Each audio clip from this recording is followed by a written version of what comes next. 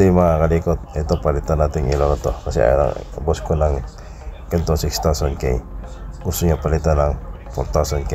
Kaya simulan na natin. Ito binabaklas ko na yung lumang strip light na nakakabit. Palitan natin ito ng 4,000k. 6,000k yan. Palitan natin ng 4,000k.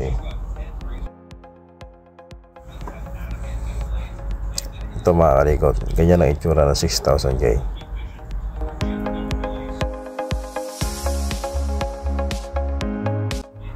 Ito mga kalikot, ano to, 12 volts DC.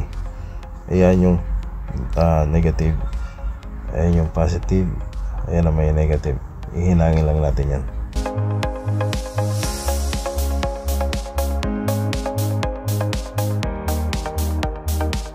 Ito na guys, nahilang ko na. Make sure na hindi nyo pagpapalitin yung positive tsaka negative kasi hindi yan iilaw pag nagkabaliktad yan. Hindi mo siya sasabog pero hindi siya ilaw. As you can see mga kalikot, nakikita nyo ginagamitan ko siya ng glue stick para hindi siya kumalas agad. Although naka sticker to, pero yung sticker kasi pagkatagalan bumibitaw, kumakalas. So lagyan natin ng backup na glue stick.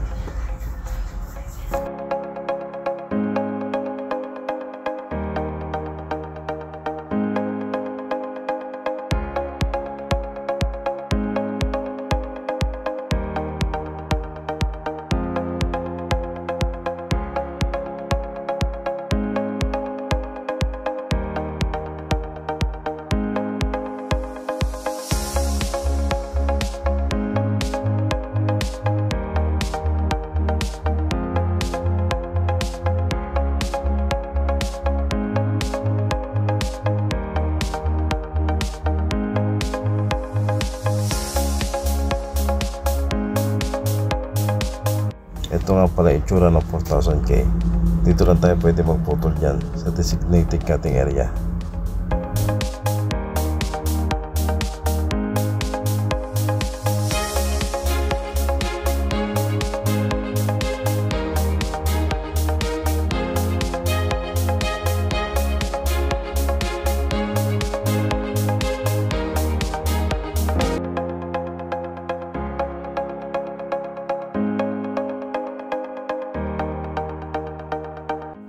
Ito mga kalikot, pinapakita ko sa inyo kung paano ito hinangin. Positive, negative lang. Importante huwag nyo pagpapalitin.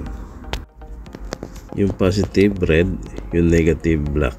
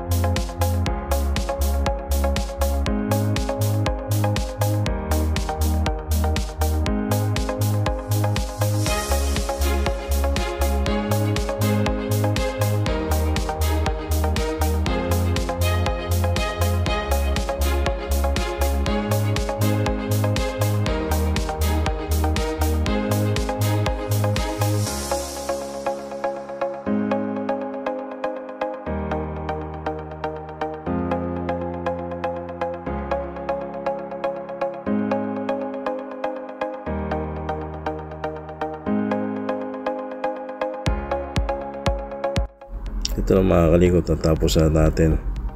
Salamat.